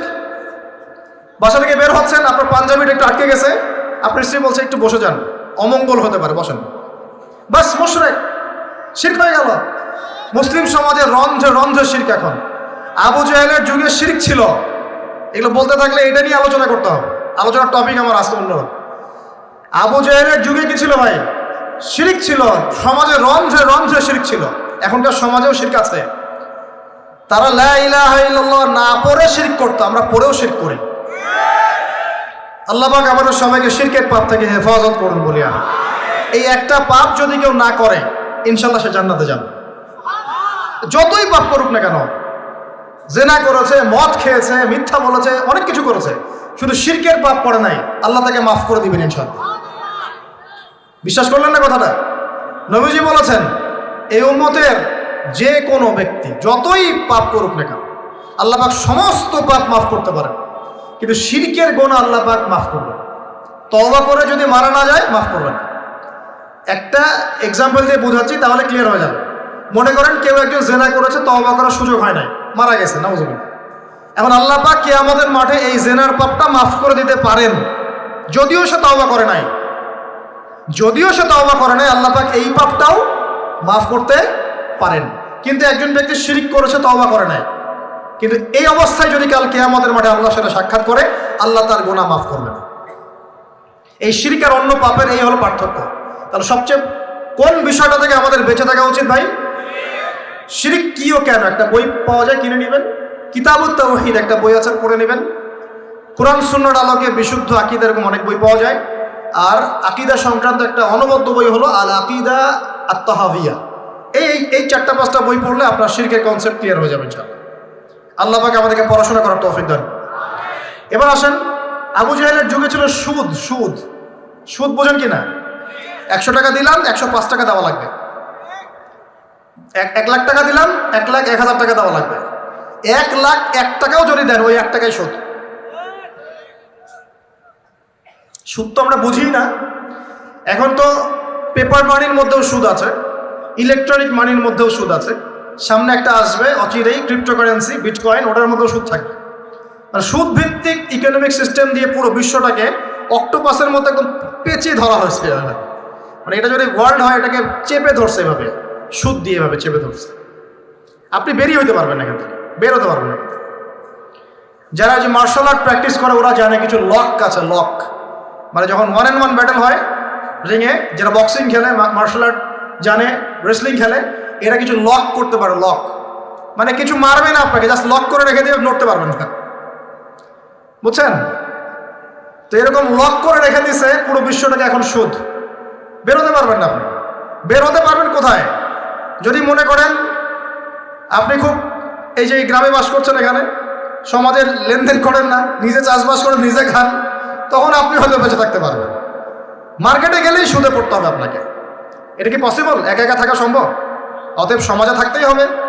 এখন সমাধান কি? ফাত্তাকুল্লাহ মাস্তাতা'তুম, সাধ্য মতো আল্লাহকে ভয় করেন। সাধ্য মতো আল্লাহকে ভয় করেন। ইচ্ছা করে সুদের সাথে সম্পৃক্ত হবেন না। যদি অনিচ্ছাকৃতভাবে সুদের অর্থ চলে আসে, যদি জানেন এটা সুদের, ছেড়ে দেন, এটা ছেড়ে দেন। ওইটা দিয়ে পাবলিক টয়লেট নির্মাণ করে দেন, তাও খায়েন না আল্লাহর ওয়াস্তে। কারণ নবীজি বলেছেন সাল্লাল্লাহু আলাইহি ওয়াসাল্লাম, 1 দিরহাম যে ব্যক্তি সুদ খায়, সে যেন 36 বার জেনা করলো। এটা সহিহ বুখারীর হাদিস, উলামায়ে কেরাম জানেন। যে ব্যক্তি 1 দিরহাম সুদ খেয়েছে, সে যেন 36 বার জেনা করেছে। একবার জেনা করেছে, আপনি জানেন, কথার কথা বললাম যে কারো পরিবারের কোনো এক মেয়ে বা ছেলে জেনা করে ফেলেছে, নাউজুবিল্লাহ, আপনি ধরা পড়েছে এলাকার মধ্যে, মানুষ তাকে কি সম্মানের চোখে দেখে? ভবিষ্যতে সে যত ভালোই হয়ে যাক না কেন, ওর ঘরে বিয়ে দেওয়ার সময় মানুষ 1000 বার চিন্তা করবে, তাই না? তাই না বিষয়টা? মনে করেন একটা মেয়ে জেনা করে ফেলেছে, আল্লাহ না করুক, নাউজুবিল্লাহ, এটা জানাজানি হয়ে গেছে, ওর ঘরে কি বিয়ের প্রস্তাব আসবে পরে? যদি ভালো হয়ে যায় তাও আসা খুব ডিফিকাল্ট। আল্লাহর মুমিন কোনো বান্দা যদি চিন্তা করে, আচ্ছা আগে পাপ করেছিল, মাফ চেয়েছে, তওবা ইস্তেগফার করেছে, আমি তাকে বিয়ে করব, সেটা আলাদা বিষয়। কিন্তু স্বাভাবিকভাবে কিন্তু সমাজ এটাকে গ্রহণ করে না। একটা জেনার ক্ষেত্রে আমরা এইভাবে মানুষকে দেখি। আর 1 দিরহাম সুদের বিনিময়ে আপনি 36 বার জেনা করছেন। আল্লাহ আমাকে হেফাজত করুন, আল্লাহ আমাদের সবাইকে হেফাজত করুন। দূরে থাকতে হবে, থাকার চেষ্টা করতে হবে। তো আবু জাহেলের যুগে এরকম সুদ ছিল। এখনকার বিশ্বে রন্ধ্রে রন্ধ্রে, নবীজি তো আগেই বলেছেন, মায়ের সাথে জেনা করার মতো পাপ। এই হাদিস তো জানেন আপনারা। সুদের 73টা শাখা আছে পাপের, তার সর্বনিম্ন শাখা হলো নিজের মাকে বিয়ে করা, নাউজুবিল্লাহ। যদি এই এলাকায় খবর পান কোনো মেয়ে, কোনো বা ছেলে তার মায়ের সাথে বিয়ে করেছে, নাউজুবিল্লাহ, তার মায়ের সাথে জেনা করেছে, নাউজুবিল্লাহ, কোনো মেয়ের সাথে বাবা জেনা করেছে, নাউজুবিল্লাহ, আপনি কি সমাজে তাকে রাখতে চাবেন? আপনি তো আইন শাসন কোনো কিছুর পরোয়াই করবেন না, গণপিটুনি দিয়ে মেরে ফেলবেন। আপনি এই কাজ করবেন না? একটা মসজিদে চোর, তারাবির নামাজে আবার চোরও আসবে কিন্তু অনেক, কথায় মনে পড়ে গেল, স্যান্ডেল সাবধান। তো তারাবির নামাজে অনেক চোর আসে না? অনেকে তো মসজিদের দান বাক্স শুদ্ধে নিয়ে চলে যায়। কি ইনসাফ আমাদের সমাজে! মসজিদের ফ্যান লক করে রাখতে হয় তালা দিয়ে, বাইরে মসজিদে ফ্যান লক করে রাখতে হয় তালা দিয়ে, খাঁচার মধ্যে। তো মসজিদেও চোর যায়। এখন চোর ধরা পড়ে গেলে কি পিটুনিটা পিটান আপনারা! মসজিদে একটা চোর যদি ধরা পড়ে, সবাই মিলে কি পিটুনি দেওয়া শুরু করে। এটা কিন্তু অনৈতিক কাজ, জানেন? এভাবে সবাই মিলে গণধোলাই দেওয়া জায়েজ নাই। তাকে নির্দিষ্ট প্রশাসনের কাছে হস্তান্তর করতে হবে। যদি এখন বলেন প্রশাসন বিচার করছে না, সেটা তাদের ব্যাপার। ও যদি ফাঁকফোকর দিয়ে বের হয়, সেটা ওদের ব্যাপার, এইগুলোর দায়ভার তাদের। আপনি যদি নিজের হাতে শাসন তুলে নেন, সমস্যা আছে। এভাবে ইসলাম এটাকে জায়েজ করে নাই। ওর হাত কেটে ফেলার বিধান আছে, তাই না, কোরআনে। এটা আপনি করতে পারবেন না, এটা ইসলামিক আদালত করবে, ইসলামিক আদালত। সবাই যদি আইন হাতে তুলে নেয় তাহলে তো সমাজে বিশৃঙ্খলা হবে। এই জন্য এই সুযোগটা ইসলাম দেয় নাই। প্রমাণ হলে তাকে সোপর্দ করতে হবে প্রশাসনের কাছে। এখন দেখেন, একটা স্যান্ডেল চোরকে যে পিটানি দেন, এখন একটা লোক যদি মায়ের সাথে জেনা করে, নাউজুবিল্লাহ, কি মাইটটা মারবে মানুষটাকে। এখন সুদের মধ্য দিয়ে নবীজি বলছেন সবচেয়ে নিম্ন পাপ হলো নিজের মায়ের সাথে জেনা করা, বলি নাউজুবিল্লাহ। আমরা অ্যাভেলেবেল কাজগুলো করছি, এই বোধোদয় আমাদের হচ্ছে না, কারণ কলব মরে গেছে। কলব কে হয়েছে ভাই? মরে গেছে। কলব জিন্দা করতে হবে। কলব জিন্দা করার জন্যই রমজান, কলব জিন্দা করার জন্যই কোরআন, এবং কলব জিন্দা করার জন্যই বেশি বেশি মওতের ফিকির আর আল্লাহর জিকির বেশি বেশি করা। আল্লাহ পাক তৌফিক দান করুন। তো আবু জাহেলের যুগ ছিল সুদের যুগ। কিসের যুগ? 1 নম্বর, আবু জাহেলের যুগ ছিল শিরকের যুগ। 2, আবু জাহেলের যুগ ছিল সুদের যুগ। 3, আবু জাহেলের যুগ ছিল মাদকের যুগ। কিসের যুগ? তো এখন নাই? কমটা বেশি? সুবহানাল্লাহ। রাস্তাঘাটে দেখি ছোট ছোট ছেলে পেলে এই যে প্লাস্টিকের ভিতরে কি কি জানি খায়, ছোট ছোট ছেলে, একদম ছোট কচি কাঁচা বাচ্চা। এদের ভবিষ্যৎ নিয়ে ভাববেটাকে? আমাদেরকে ভাবা উচিত না ভাই? আমাদের যুবকদের মধ্যে বড় একটা অংশ আজকে মাদকের ভয়াল থাবায় ডুবে গেছে, যায় নাই? এদেরকে ফেরাতে হবে না? ফেরানোর জন্য আমি আমার পক্ষ থেকে একটা খালি নসিহত করবো, একটা নসিহত, অনলি একটা। সারা দুনিয়ার মাদক যদি সেবন করো, তোমার মনের কষ্ট দূর হবে না। মাদকের কাছে গিয়েছে কেন? আমি বলছি কেন গিয়েছে জানেন? এক সঙ্গদোষ, কোনো খারাপ সার্কেলে পড়েছে, বলেছে আয় একটু সিগারেটে টান দে, কি সমস্যা? ও একদিন টান দেওয়া শুরু করেছে, পরে আস্তে আস্তে আস্তে আস্তে অভ্যস্ত হয়ে গেছে। আমরা ছোটবেলায় তাবলিগ জামাতে যেতাম, এই মসজিদ ওই মসজিদ, তো দেখতাম সেখানে আমাদের যে মানে কাফেলা থাকতো, সেখানে কিন্তু 2-1 স্মোকারও চলে যায় মাঝে মাঝে, যায় না? সেহেরি করেছি আমরা। সেহেরি করার পরে আমাদের এক বড় ভাইয়ের কি সেই নেশা, আমার সিগারেট কোথায়, আমি এখন কি খাবো, আমার সিগারেট কোথায়? তাবলিগ জামাতে। তারপরে মাশাআল্লাহ উনি তাবলিগ জামাতে গিয়ে আলহামদুলিল্লাহ এখন আল্লাহর ওলি হয়ে গেছে। মানুষ এরকম মানুষ আছে না, সিগারেটের চেইন স্মোকার, নেশা। তো দেখুন, ওই স্মোক করতে গিয়ে আস্তে আস্তে বড় নেশা চলে গেছে, সঙ্গদোষ। 2 নম্বর, ওই যে একটা প্রেম করছে জীবনে, প্রেমিকা ছেড়ে চলে গেছে, ওর ধারণা যে দুনিয়ার সব আমার চলে গেছে। একটা মেয়ে, মেয়ের অভাব নাকি দুনিয়ায়? হ্যাঁ, মেয়ের অভাব মনে করেন? শেষ জামানায় একটা ছেলের ঘাড়ের মধ্যে 40টা মেয়ে থাকবে। আরে ভাই, 40টা বউ না, 40টা মেয়ে, মহিলা। মানে আপনার ঘাড়ে থাকবে আপনার স্ত্রী, আপনার কন্যা, আপনার মা, আপনার বোন, আপনার শাশুড়ি, আপনার খালা, সব আপনার ঘাড়ে। শেষ জামানায় মেয়েদের সংখ্যা আস্তে আস্তে বাড়তে থাকবে, ছেলেদের সংখ্যা আস্তে আস্তে কমতে থাকবে। যুদ্ধ বিগ্রহ বেশি হবে, ছেলে মানুষ একটু বেশি মারা যায় না, বাইরে চলাফেরা বেশি করে, অ্যাক্সিডেন্ট আছে, রোড অ্যাক্সিডেন্ট, এই সেই, যুদ্ধ বিগ্রহ। এমনি গড়াইও ছেলেদের কম, আর ছেলেদের জন্মহার কিন্তু মেয়েদের চেয়ে কম। কারণ শিশু ছেলে মারা যায় বেশি, মেয়েরা মারা যায় কম। ছেলেরা এমনিতেই সংখ্যায় কম হবে, আর শেষ জামানায় মেয়েদের সংখ্যা আরো বেশি বাড়তে থাকে। একটা মেয়ে চলে গেছে, ব্যাস আপনি জীবনটা নষ্ট করে ফেললেন। কি হয়েছে? আর এগুলো কিন্তু কোনো ভালোবাসা না, এগুলো হচ্ছে একটা আবেগ। এটার নাম কি ভাই? এটা জাস্ট একটা আবেগ। অনেক হুজুর দেখি এখন প্রেম বিশেষজ্ঞ হয়ে আপনাদেরকে ওয়াজ করে। হ্যাঁ, দেখা হইলে আমি বলবো তার সাথে যে এইসব প্রেমের সুরসুরি মার্কা ওয়াজ বন্ধ করতে। এগুলো দিয়ে যুবকদের উপকার হচ্ছে না। কারণ বিয়ে না করলে সংসার বুঝবেন কিভাবে? বিয়ে না করলে আপনি সংসার বুঝবেন কিভাবে? মনে করেন আমি বিয়ে শাদী করি নাই, আমি আপনাকে কি বিয়ের ওয়াজ করব? আমার তো অভিজ্ঞতাই নাই। আর মনে করেন আপনি 2টা বিয়ে করছেন, কথা এখন আপনি বলবেন বাপ রে বাপ, এই কাজ ভাই আমি করছি, আপনারা করতে যান। কারণ আপনার অভিজ্ঞতা হয়েছে, অভিজ্ঞতা থেকে মানুষ শেখে না। তো সুরসুরি মার্কা ওয়াজ দিয়ে কি মানুষকে শেখানো যাবে? এই যে ছেলেরা মেয়েদের সাথে হারাম সম্পর্ক করে এক পর্যায়ে যে ছেঁকা খেয়ে মাদকের কাছে গেল, এখানে মূল সমস্যাটা ভালোবাসা না। এখানে মূল সমস্যাটা ছিল আপনি আপনার নফসের কাছে হেরে গেছেন, আপনি আপনার নফসের কাছে হেরে গেছেন, আপনি আপনার প্রবৃত্তির কাছে হেরে গেছেন। এটা ছিল একটা জেনা, একটা যৌনতা, এটা ভালোবাসা ছিল না। এটাকে আমরা বলবো আপনি হরমোনিয়াস হয়েছেন। হরমোন আপনার শরীর থেকে যে থ্রো করে, এই হরমোনের ফলে আপনি একটা হরমোনিয়াস হয়েছেন, দ্যাটস অল। আর যে মেয়েটা আপনাকে উঠতি বয়সে এইসব মিথ্যা প্রতিশ্রুতি দিয়েছিল, সেও ছিল একটা প্রতারক। কি ছিল একটা? সে নিজেও জানতো না যে সে নিজে কি করছে, সে নিজেও জানতো না সে চায় কি। তখন আপনিও বুঝতেন না আপনি কি চান। এগুলো আর জীবন জগৎ বাস্তবতা রেসপন্সিবিলিটি সম্পূর্ণ আলাদা জিনিস। ভালোবাসার সংজ্ঞা কি তাহলে?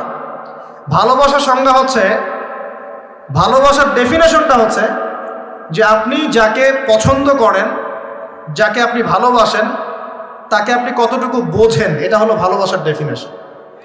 আপনি তাকে বোঝেন কি না, আপনি তার স্বপ্নের পাশে অংশীদার হতে পারছেন কি না, তার যে লাইফের অ্যাম্বিশন, এখানে আপনি তার পাশে সাথ দিতে পারছেন কিনা, তার হাত ধরে থাকতে পারছেন কিনা, সে হোঁচট খেলে আপনি তার পাশে থাকতে পারছেন কিনা, হ্যাঁ, সে খারাপ সময় পার করলে আপনি তাকে সাপোর্ট দিতে পারছেন কিনা, আপনি তাকে কনফিডেন্স দিচ্ছেন কিনা, এগুলো ভালোবাসা।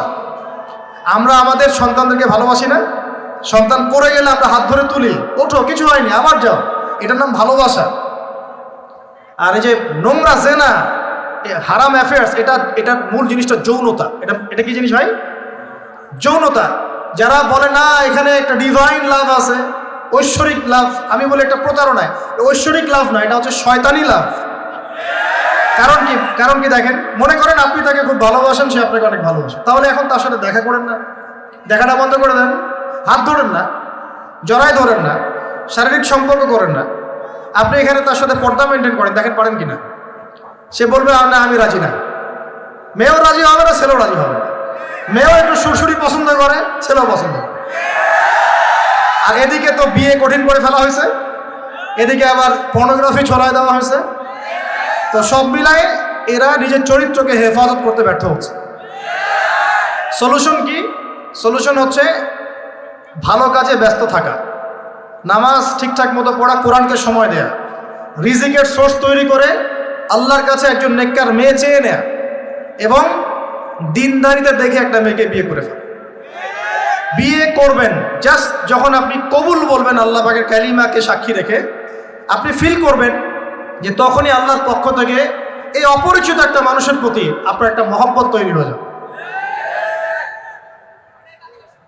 এটাই ভালোবাসা, এটাই ভালোবাসা।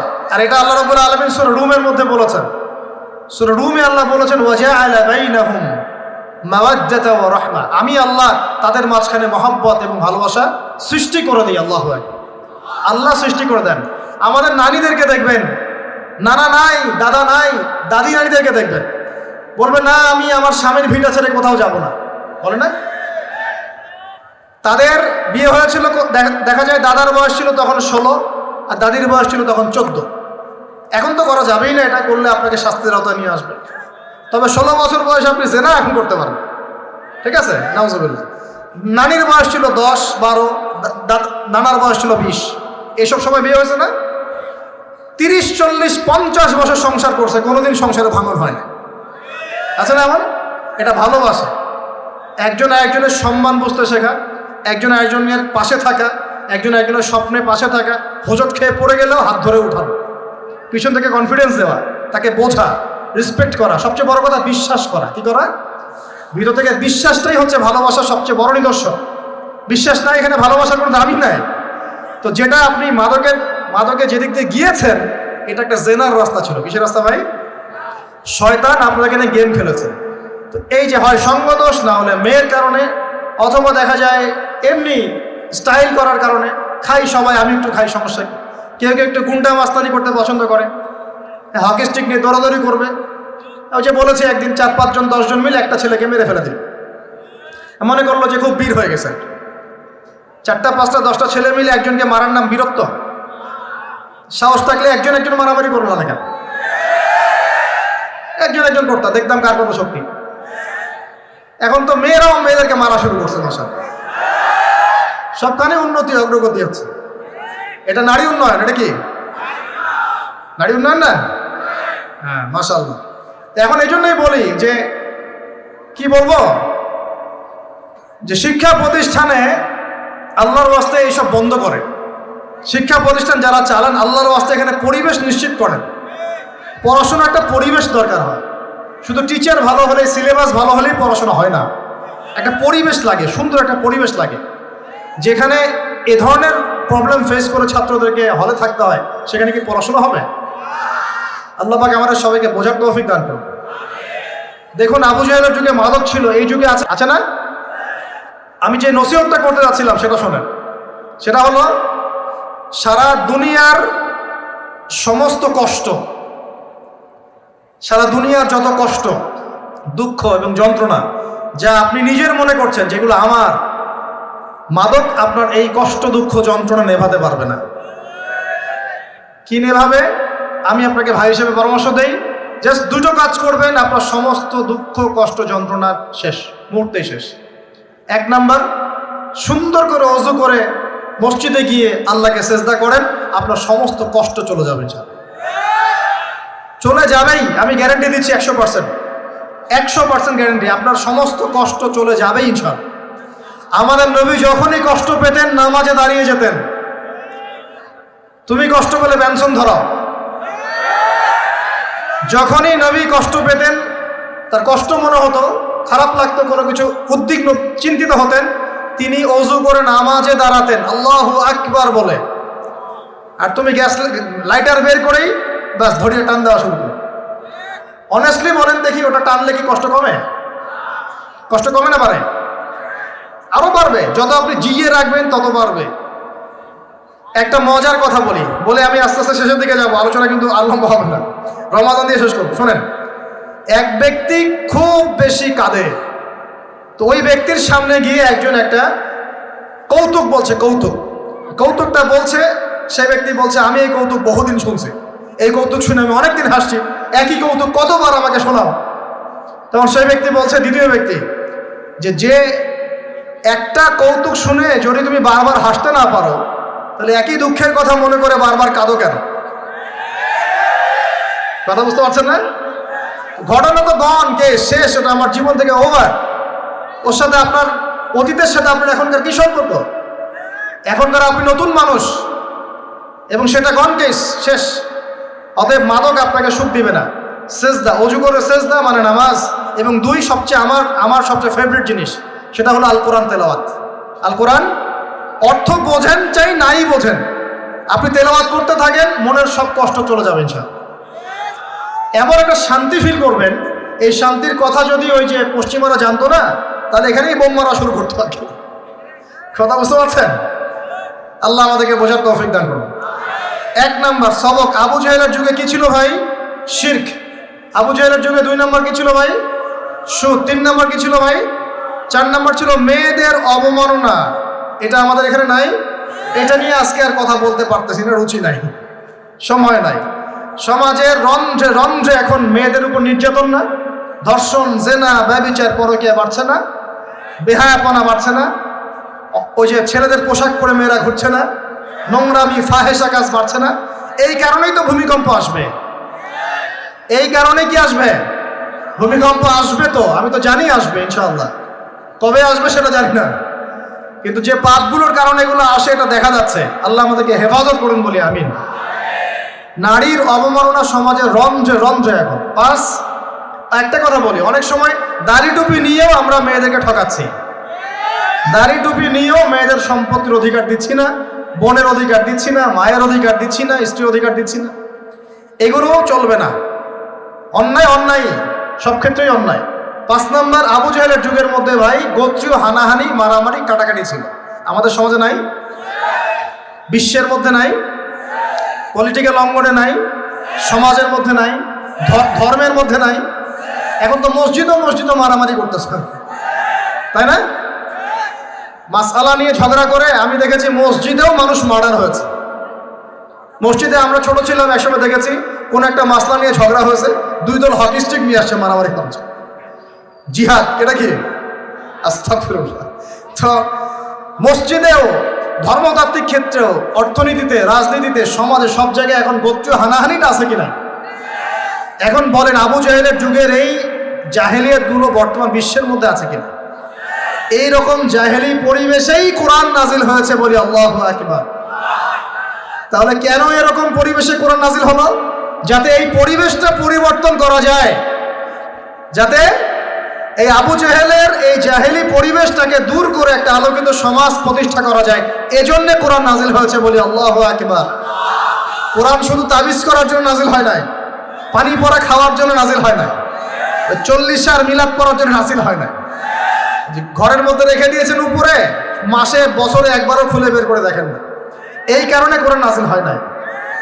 আবু জেহেলের যুগ পরিবর্তন করার জন্যে মুহাম্মদ সাল্লাল্লাহু আলাইহি ওয়াসাল্লাম চিন্তা করতেন কেমনে পরিবর্তন করবেন। হেরা গুহায় বসে তিনি চুপচাপ ভাবতেন। এই যে বলি আমরা হেরা গুহায় বসে তিনি ধ্যান করতেন, আসলে তিনি ধ্যান করতেন না। এখানে ধ্যান শব্দ না, শব্দ হচ্ছে মোরাকাবা। শব্দ কি? মোরাকাবা, আত্মপর্যালোচনা। মানে আমি কিভাবে এই জাহেলি মানুষগুলোকে চেঞ্জ করব, এই চিন্তা চিন্তা চিন্তা। এক পর্যায়ে আল্লাহ পাক কোরআন নাজিল করলেন। আল্লাহু আকবার। তার মানে কোরআন কেন নাজিল হলো? আবু জেহেলের যুগটাকে চেঞ্জ করার জন্য। এখন 23 বছর সময়ের পরে দেখেন তো, একটু এদিকে মনোযোগ দেন। 23 বছর পরের দিকে তাকান। 23 বছর পরে আবু জেহেলের যুগের মধ্যে কোনো শিরক আছে? কোনো সুদ আছে? মাদক আছে? মেয়েদের কোনো সম্মানহানি আছে? গোত্রীয় হানাহানি আছে? আবু জেহেল নিজেও আছে নাকি? ও তো নিজেও নাই। তার মানে পুরো সমাজটা পরিবর্তন হয় নাই। এইটার কারণেই কোরআন নাজিল হয়েছে, এই উদ্দেশ্যেই কোরআন নাজিল হয়েছে। কোন মাসে ভাই? রমজান। তাহলে এই রমজানের শিক্ষা কি? কোরআন পড়বো, কোরআন বুঝবো, কোরআন দিয়ে জীবন করব, কোরআন দিয়ে সমাজ পরিবর্তন করবো ইনশাআল্লাহ। আলোচনার দরকার আছে আর? এই হলো মূল কথা। এখন কিভাবে করব এটা আমি একটা পদ্ধতি বলে দিই, এটা বলে শেষ করছি। কিভাবে করব? এক নাম্বার ভাই, প্রত্যেক মুসলমানকে কোরআন তেলাওয়াত করা শিখতে হবে। রাজি আছেন ইনশাআল্লাহ? আমার আলোচনা শুনছেন এমন একজন ব্যক্তি বাকি থাকবেন না বাংলাদেশের মাটিতে ইনশাআল্লাহ যিনি কোরআন তেলাওয়াত করতে পারেন। একজন ব্যক্তিও বাকি থাকবেন না যিনি কোরআন তেলাওয়াত করতে জানেন। আল্লাহ পাক আমাদের সমস্ত দিনী ভাই বোনদেরকে, আমাদের রাজনীতিবিদ, আমাদের প্রশাসনের কর্মকর্তা, আমাদের সমাজের নেতা, অর্থনৈতিক নেতা, আমাদের যুবক যুবতী, কিশোর কিশোরী, তরুণ তরুণী, সবাইকে আল্লাহ পাক কোরআন তেলাওয়াত করার তৌফিক দান করেন। সবাই আমাদের ভাই না? এই পুরো দেশ আমাদের না? জাতি আমাদের না? আমরা কি কেউ কারো শত্রু? আমরা সবার জন্য দোয়া করবো ইনশাআল্লাহ। আল্লাহ পাক সবাইকে কোরআন তেলাওয়াত করার তৌফিক দান করেন। সমাজ পরিবর্তন করতে চান, কোরআন তেলাওয়াত করতে পারেন না, এই ভণ্ডামি চলবে না, এই ভণ্ডামি চলবে না। আল্লাহর ওয়াস্তে আল্লাহকে সাক্ষী রেখে বলেন, এই রমজানে আমরা কোরআন তেলাওয়াত করা শিখবো ইনশাআল্লাহ। কারণ রমজান মাসে কোরআন নাজিল হয়েছে, এই মাসের হক আমি আদায় করবো ইনশাআল্লাহ। 2 নাম্বার, কোরআন অবশ্যই কিছু অংশ মুখস্থ করতে হবে। কিছু অংশ বলতে 1টা সূরা, 5টা সূরা, 10টা সূরা, 1 পারা, 2 পারা, 3 পারা, পারলে পুরো কোরআন। নামাজ পড়তে কয়টা সূরা লাগে? 10টা সূরা হলে নামাজ পড়া যায় না? 5টা সূরা হলে নামাজ পড়া যায় না? আমরা সারা জীবনে এই যে বাংলা, ইংরেজি, অঙ্ক, গণিত, সমাজ, বিজ্ঞান, ধর্ম পড়ে শেষ করলাম, হ্যাঁ? তো কোরআনের যদি একটা পারা মুখস্থ করতে না পারি, আমরা কোন মুখ আল্লাহর কাছে দেখাবো বলেন তো দেখুন। আমাদের এই চেহারাটা নবীকে দেখাতে হবে না? দেখাতে হবে। কিন্তু হাউজে কাউসারে নবী দাঁড়িয়ে থাকবেন, আমরা কিন্তু সামনে যাব, এই মুখ নিয়ে যাব, ইয়া রাসূলুল্লাহ আমি কোনোদিন কোরআন পড়ি নাই, ইয়া রাসূলুল্লাহ আমার পেটে বোম মারলে সূরা ফাতিহা বলতে পারি না, এই মুখ নিয়ে যাব? আমরা এই মুখ নিয়ে যাব না ইনশাআল্লাহ। আমরা এমন মুখ নিয়ে যাব, ইয়া রাসূলুল্লাহ আমি আমার সারা জীবন খাটিয়ে দিয়েছি কোরআনের দাওয়াতে, কোরআনের প্রতিষ্ঠায়, কোরআনের সংগ্রামে, কোরআন সমাজে বাস্তবায়নের জন্য ইনশাআল্লাহ। এই মুখ নিয়ে যাবো ইনশাআল্লাহ। এবং কোরআন আমার কলিজার মধ্যে আছে, বইয়ের পৃষ্ঠার দরকারই নাই, কোরআন কলিজার মধ্যে থাকবে, হিফজ থাকবে ইনশাআল্লাহ। 1 পারা করে হিফজ করতে পারবো না ইনশাআল্লাহ ভাই? অল্প একটু টার্গেট দিলাম, সবাই মিনিমাম 1 পারা কোরআন তেলাওয়াত করব প্রত্যেক দিন ইনশাআল্লাহ। আর 1 পারা কোরআন হিফজ করবো ইনশাআল্লাহ এই রমজানে। রাজি আছে ইনশাআল্লাহ? 1 পারা বলতে 30তম পারা, আম্মা ইয়াতাসাআলুন, এখান থেকে নিয়ে মিনাল জিন্নাতি ওয়ান নাস, 37টা সূরা। কয়টা সূরা ভাই? ডেইলি একটা করে করলেই হয়ে যাবে ইনশাআল্লাহ। পারা যাবে ইনশাআল্লাহ? আল্লাহ পাক তৌফিক এনায়েত করুন, বলি আমিন। মন থেকে দোয়া করি আল্লাহ পাক যুবক ভাইদেরকে কবুল করুন। শয়তান 3টা ধোঁকা দিবে। কয়টা? এটা দিবেই। আমি ওয়াজ করে যাই, বাসায় যান, তারপরে শুরু হবে, শয়তান চলে আসবে, খুল যা সিমের মতো আর কি। শয়তান আসবে, এসে বলবে এক নাম্বার বলবে আমি তো অনেক জানি, আমি তো অনেক জানি, কোরআন অনেক তেলাওয়াত করেছি, শিখেছি, নুরানি কোর্স করেছি, তারপর কি বৈজ্ঞানিক পদ্ধতি শিখেছি, কওমি মাদ্রাসায় পড়েছি, এই সেই, আমি কোরআনের অনেক জানি ভাই, আমার জানার দরকার নেই। শয়তান প্রথম এটা দিবে আপনাকে। মনে রাখবেন, জ্ঞানের কোনো শেষ নাই, জানার কোনো শেষ নাই। এখন আমার কাছে মনে হয় ইসলামের আমি 10% জ্ঞানও এখন অর্জন করতে পারি নাই, আল্লাহর কসম, আল্লাহর কসম করে বলছি, এটা আমার কাছে এমনই মনে হয়। 2 নাম্বার, শয়তান এসে বুঝাবে যে তুই তো পারবি না রে বাবা, তোর দ্বারা হবে না। আমি পারবো না রে ভাই, আমার দ্বারা হবে না, এটা কঠিন। হ্যাঁ, অফ উচ্চারণ করতে আমার গলা ভেঙে যাচ্ছে, হ্যাঁ উচ্চারণ করতে আমার কষ্ট হচ্ছে, আমি পারবো না রে ভাই, আমার দ্বারা হবে না। এরকম বুঝায় না, আমার গলায় আমার আসে না, আমি পারবো না, আমার বয়স হয়ে গেছে ভাই, আমি পারি না। এটা শয়তান বুঝায় আপনাকে। আপনি পারবেন ইনশাআল্লাহ, আপনি পারবেন ইনশাআল্লাহ, আপনিই পারবেন ইনশাআল্লাহ। 3 নাম্বারটা মারাত্মক, এটা যুবকদেরকে বেশি বোঝায়। সেটা হলো, আরে এত তাড়াহুড়ার কি আছে, এখন অনেক সময় পড়ে আছে, পরে শিখে নিব। আগে কি আমার বিয়েটা তো করি, বাচ্চা কাচ্চা হোক, হ্যাঁ একটা বাড়ি করি, শেষ বয়সে গিয়ে শিখবো, হজ করবো, উমরা করবো, চিল্লা দিব, কোরআন তেলাওয়াত করবো। শয়তান শিখায় না, এগুলো বুঝায় না। যুবক ভাই, এই ধোকায় পড়ে বহু যুবক কবরে চলে গেছে অলরেডি। এই ধোকায় পড়ে বহু মানুষ এখন কবরবাসী হয়েছে।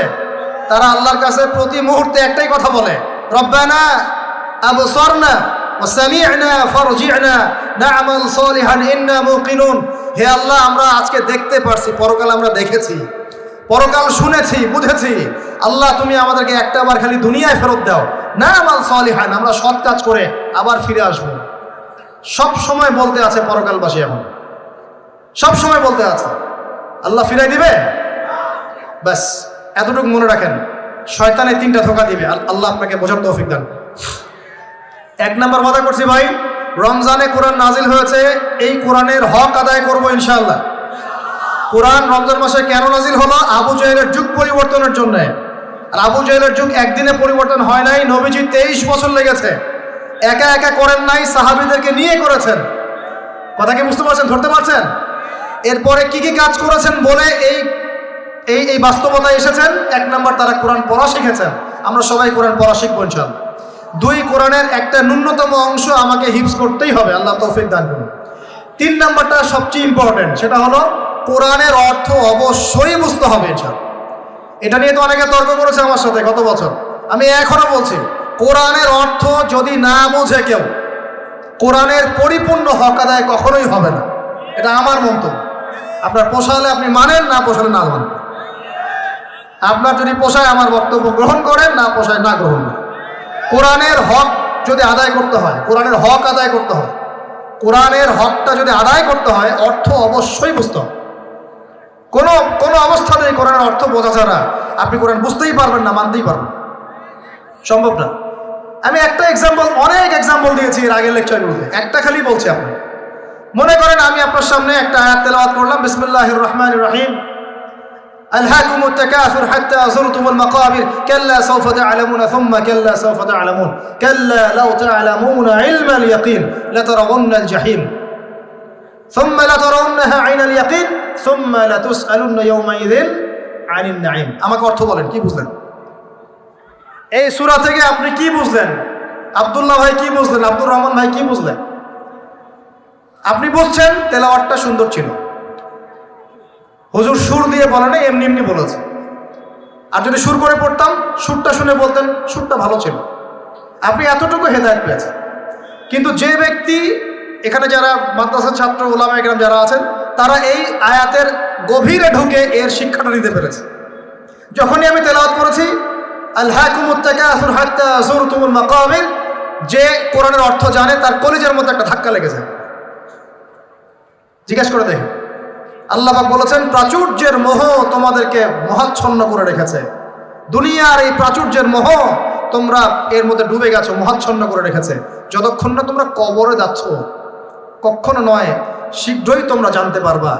অপেক্ষা করো, শীঘ্রই জানতে পারবা। তোমাদেরকে অবশ্যই জাহান্নাম দেখানো হবে এবং কিয়ামতের মাঠে অবশ্যই তোমাদেরকে নিয়ামত সম্পর্কে জিজ্ঞেস করা হবে।